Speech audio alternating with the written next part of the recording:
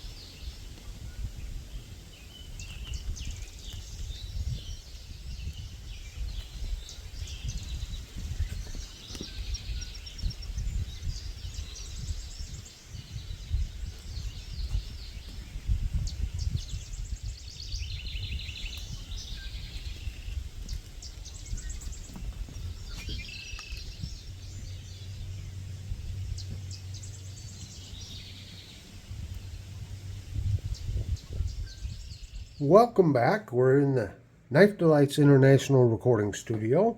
So we got a little better lighting here. We had rain overnight and it was pretty cloudy and dreary out there on the observation deck. But boy, that deer gave me a lot of entertainment and I hope you enjoyed it. But yeah, here's a close-up on this one here. I've done a full review of this knife. This is model 461. And there's the Tang stamp, Edge brand, Solingen, Germany. So Edge brand was a US-based company. They had 2 or 3 different lines of knives. The Edge brand was kind of the middle of the road as far as quality, but they had the knives made in Solingen and then imported them here. And of course there's the sheath for it. And again, this was a childhood knife, my first fixed blade. Boy, I felt invincible when I had this. Just like Daniel Boone and Davy Crockett all rolled up into one. Set that aside, and of course here's a close-up here of my Boy Scout knife. This was probably purchased when I was, I don't know, 10 or 11 years old. Bought it here locally in a store. It's an Ulster model. Great patina on it, isn't there? Yeah. Still in pretty good condition, even though I know I beat this knife up a lot. And one way I know it's my knife is, see how the awl is sticking up there just a little bit? Well, I bent it. Don't remember how, but probably doing something I shouldn't have. So I got to push it down there just a little bit for it to slip back down in there. So there's a couple of knives from my childhood, and I'm really glad that, you know, I was able to keep them and find them and not lose them. So let's take a look here now at this one. Again, made in Sheffield, England. But we don't know who the maker is. Nice little boy's knife here. And of course RMCP, Canada. And little brother had one of these as a kid, he says. And take a look at that blade there. Yep, got some pretty nasty rust right there. Got a little bit up here around the pommel and that. So let's just give it a good cleanup. I think I'm just going to start real quick with some of this rubbing compound here.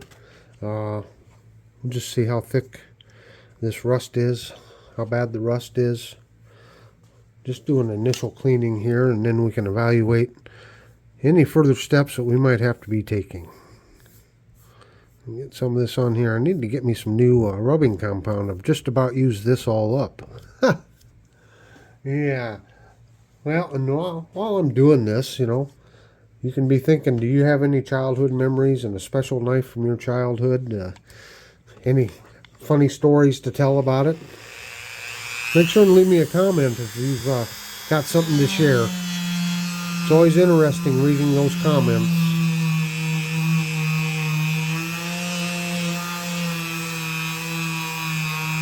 Boy, we're cleaning some stuff off there, ain't we?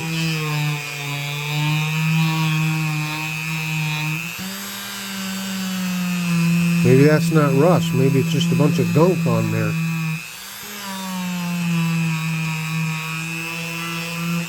Yeah, let's give it a quick look-see here. Just see what we got.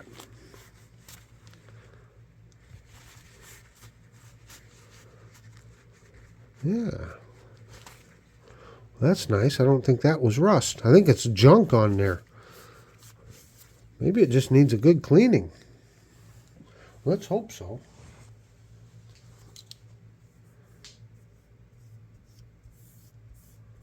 So I'm just going to keep using this rubbing compound on here and see if we can't get that cleaned off. Of course, there's a good shot at the backside and the guard there. So I'll see you in just a few minutes. I'm going to stop and interrupt here for just a minute on the cleaning. You can see the blade, that guard's cleaning up really nice. I'm not sure if the camera's going to pick it up, but there is a blade etching or stamping up here, very light. You can see right, look in this area here, I think it says Richards. And then there's some more print down along here, but I just can't read it. But you know what? Maybe now I'll be able to do an internet search for Richards, see if I can find out a little bit more about this knife. Cool, huh? Well, I was able to find out just a little bit of information. As I cleaned it off more, it says Richards up there, and then there's their maker's mark or their symbol there, and then right here it reads Tent and then brand. So Richards Tent brand. I'll try to find a better picture on a knife in a better shape that shows that a little better. But at least now we know who made this knife. And, you know, it was a souvenir knife. I saw one on an auction site where the story behind the knife was whoever was selling it, that his mother had bought it for him back in the 1960s while on a trip to Niagara Falls. So we got a little bit of stuff we're going to need to clean off. The spine back here, I've taped it off so as to not accidentally hit those covers. It's too narrow to try to use the power tool on it, so I'm just going to try Using a little bit of light sandpaper, see if we can get rid of some of that stuff there. And there's some other little areas down in here that I can't really get to with the power tool, so I'll just sand away here. And I'll try to put some, like I said, some pictures. Richards is a very old knife company. I guess it actually got its beginning in Soligen. Of course, with a lot of knife companies, there's a lot of intermingled history, you know. Certain maker starts working at one spot and then moves somewhere else and opens up their own shop, or someone buys into their company or buys the company, and so there's always a lot of little iterations on these old knife companies. I just think it's pretty cool. I think little brother did okay, don't you? All right, let me work on it for a while. Gave the old knife a soaking for about an hour and a half. There in the evaporust. That's what it looks like now. You can see it ate away some of that rust there on the spine. So I should be able to just finish with a little bit of sandpaper, get that sanded off, and then hit the blade and everything with the rubbing compound one more time, and we'll just take a look and see how she looks. Well, this is how we're looking. Shouldn't be any rust on there. Now down here on that spine, that's such a tiny area. I didn't want to do any more sanding on it. There's some patina there, but no rust. But I don't want to damage those covers. But you can see the pommel's cleaned off pretty good. Got down in there.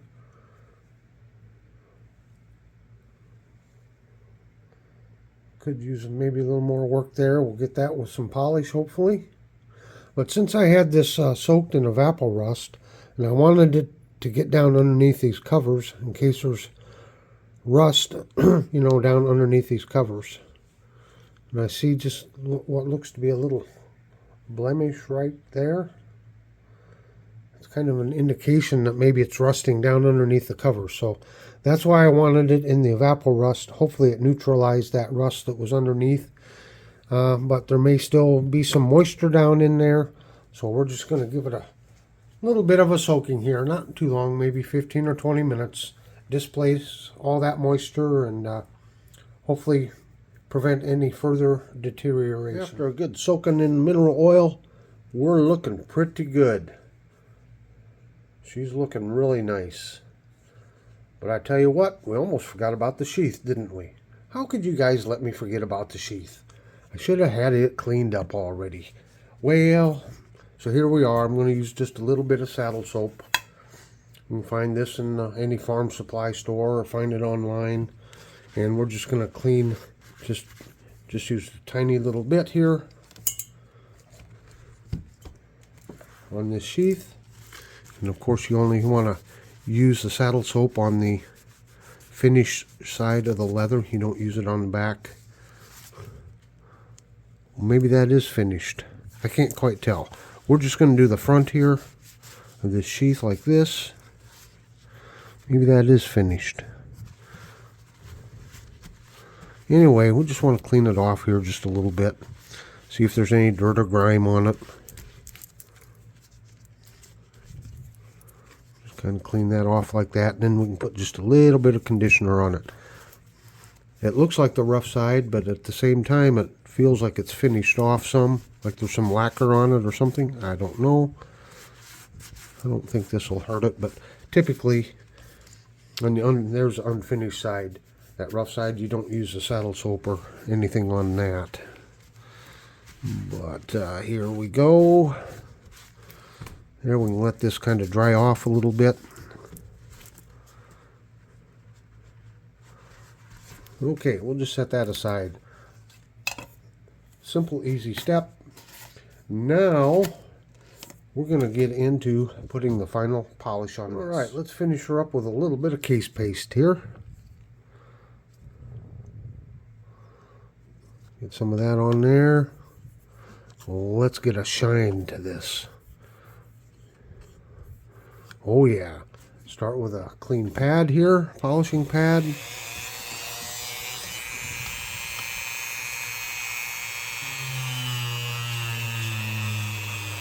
Look at her shine. I was really happy that little brother found this.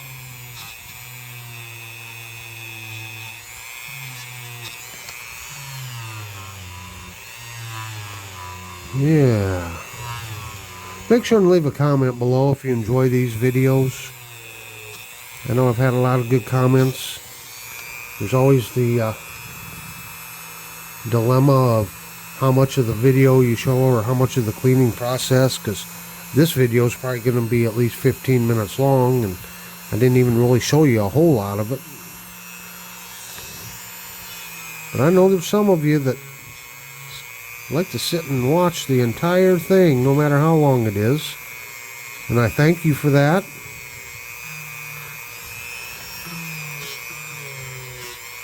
I don't want to be redundant or make the videos boring, but you know, there's some channels out there where like lawn care specialists go out and they find like abandoned properties, or maybe it's a widow that's in need, can't get her lawn mowed, and it's in real, you know, the lawn's in bad shape, weeds and that, and they go out and they clean up the property for free, and they make a video of it, and they can be half hour to an hour long.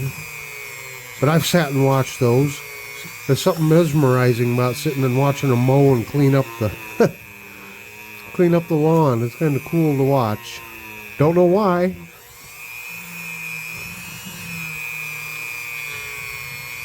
But I certainly understand if you don't have, 20-30 minutes to watch an entire video.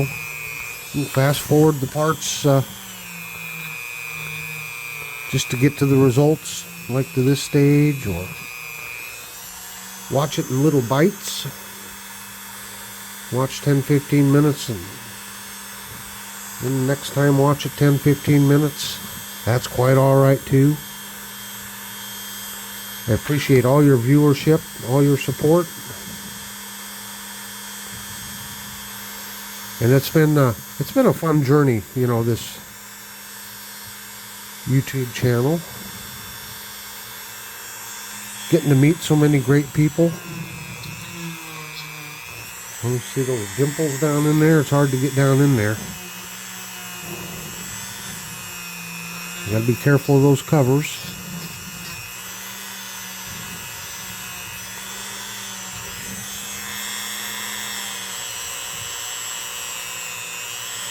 I might have to end up doing some hand polishing. It's kind of hard to get down into some of them spots. But I think we're kind of looking pretty good, considering where we started.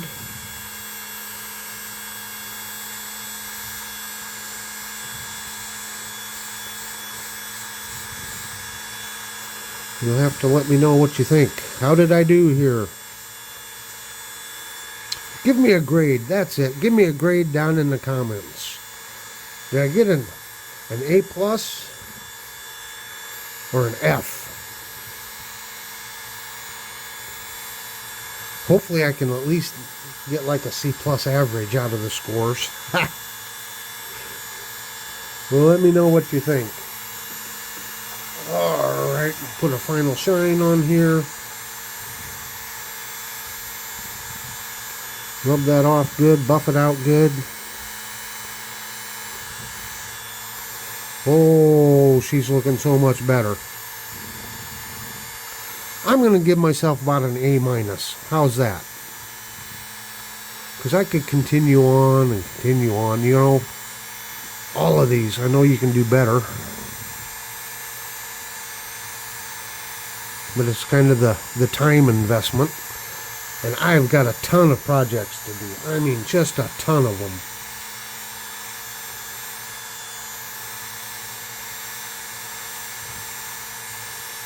But I think little brother, whoa, hit my camera. I think little brother's going to be happy with that.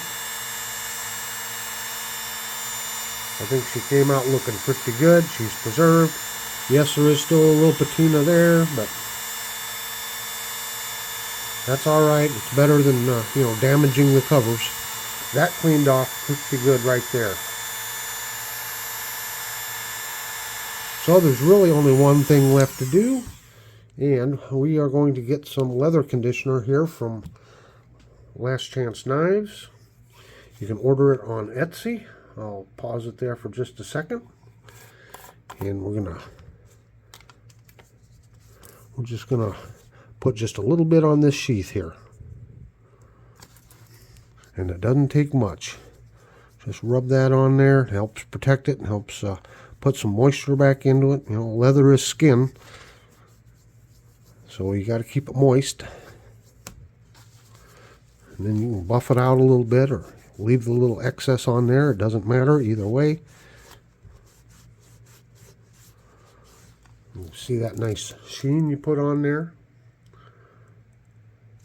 And actually, if you wanted to, I've got it all shiny. I'm not going to do it, but off camera, before I ship it back, I might take some of this and put on the blade and around here, and it'll help protect it and keep it from rusting.